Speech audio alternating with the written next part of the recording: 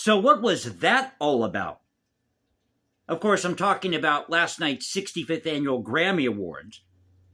What a train wreck this was. I call them the shammies. Because it really is a sham. I've got an article at The Scarlet that talks about how this is all rigged. You don't even get to vote. You as the listener, you don't get to vote on what you want to be Album of the Year. No. That's decided up to like 350 people inside the industry.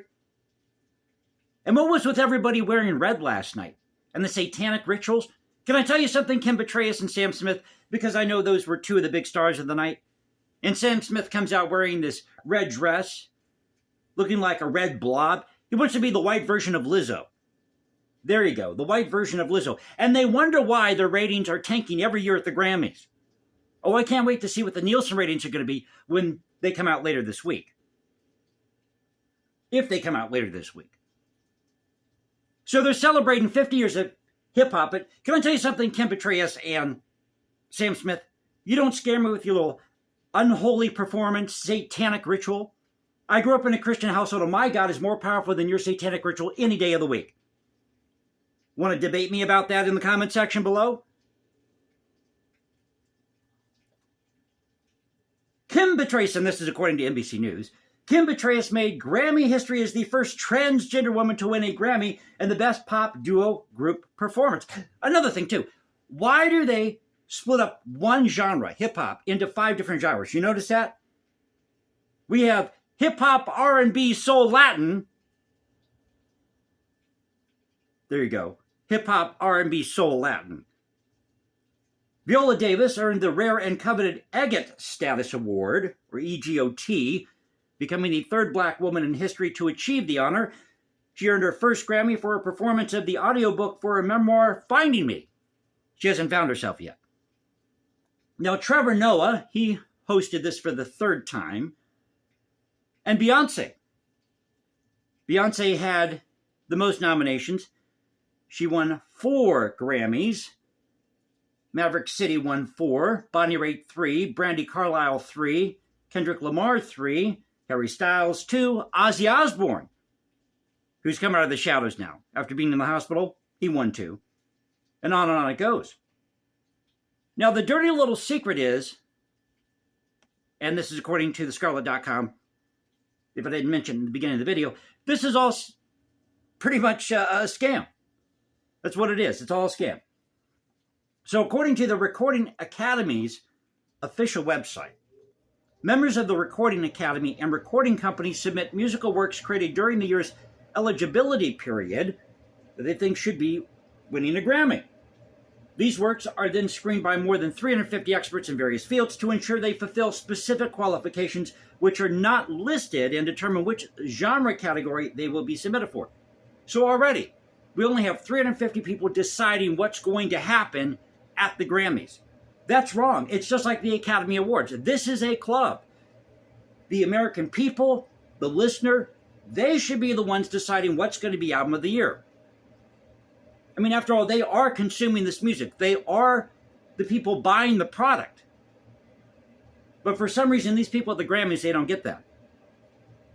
Now, after this, the nomination process finally starts. Members of the Recording Academy are directed, that's in quotes, to one vote in areas of their expertise. So already you're nudging these people to vote in one direction, one way. And are allowed to vote in 10 categories across up to 3 genre fields. Huh? Okay, so they're allowed to vote in 10 categories across up to 3 genre fields, and every member votes on the 4 general awards: Record of the Year, Album of the Year, Song of the Year, and Best New Artist. These nominations are finalized by committees of members from all the Academy's chapter cities and are then announced. Now you wonder why there was so much screaming a few years back from minorities in the industry and other groups as well, who felt that they weren't being represented at the Grammys. Now it goes on to say here that the submission process is also supposedly a nightmare, as a 2016 article from Vox points out. Quote, if you are on a major label, your label might hold back your album in favor of one they might think has a better shot at winning. If you're on a small label, your representation might not have any idea how to submit at all. Even if smaller artists have the means to become a member of the Academy, their work has a minuscule shot of even being submitted for a Grammy Award. And they're supposed to be honoring artistic achievement, technical proficiency, overall excellence in the record industry. I'm not seeing a whole lot of that lately. I mean, let's face it, the music industry today, it just sucks. It blows. It blows because you, the consumer, don't have any say in it. They crank out these albums. Okay, I'm not into rap. I'll admit that. I'm not into heavy metal.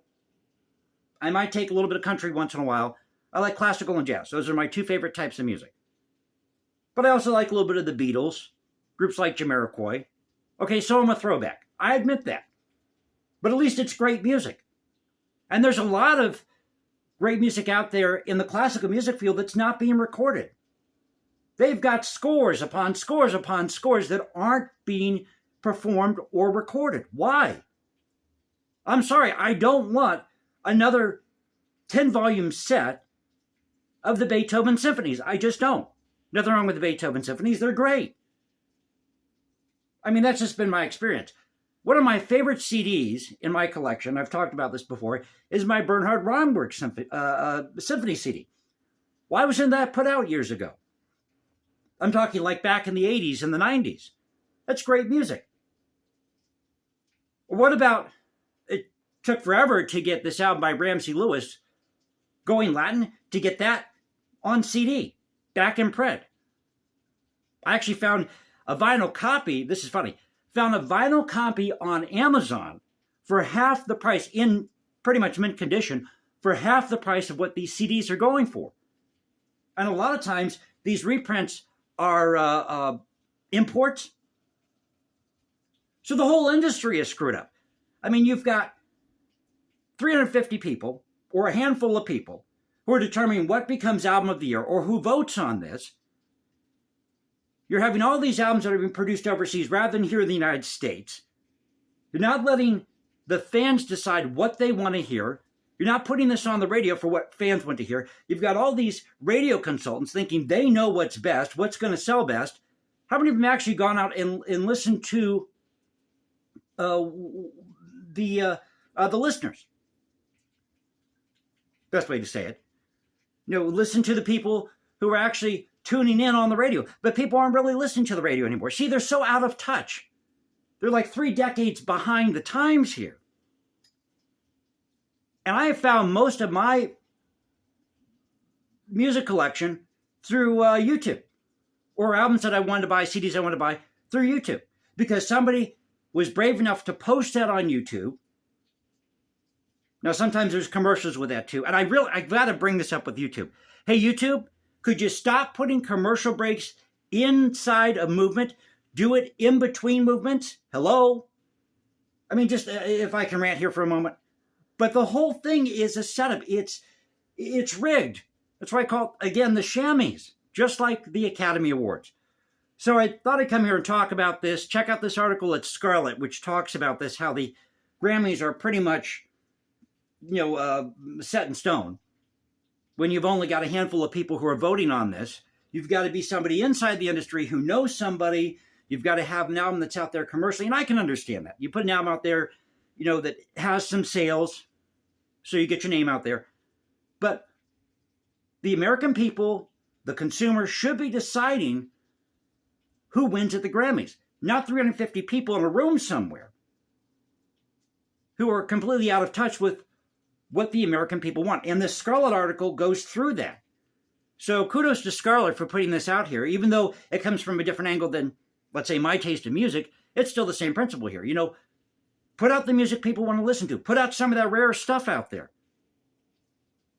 instead of reprinting the same album over and over again. And I understand why they do that, because they think it's going to make them the most money. I can understand that. But there's also a huge market. You're missing out on a huge market out there of music by lesser-known composers, artists, jazz artists, country artists, you name it.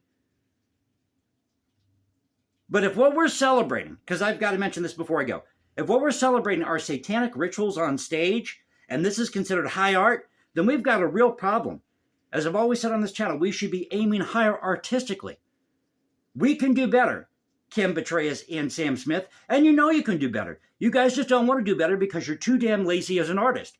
Plain and simple. You're too damn lazy to do what it takes to create great art and great music. I'll tell you one thing, because there was something else about these in memoriam segment at the Grammys, talking about one of these artists. I think it's Migos or whatever, who was part of this group called Migos, and he had gotten shot last year. Has there not been a rap artist who has not been shot and killed in the last year? I guarantee you, if they were sitting down writing a symphony or a concerto, maybe a jazz riff, they wouldn't be out there getting shot, because they create this music or these rap lyrics about being in the gang, doing drugs, living in the hood, and then they wonder why they get shot and killed, because they're living the life that they write about. Hello? Okay, so that's enough ranting for today. Thought I'd come here to talk about this. It's Monday. The Grammys sucked, as they always do. Let's see what the ratings say when they come out later this week. But definitely go check out this article at Scarlet. Go to NBC or wherever you can find the info of who the nominees were last night. So you know how we do it here. This is where the past crashes with the present. This is the Cultural Confederacy saying peace out, stay safe, everybody. God bless this thing we call the United States, and I'll catch you next time.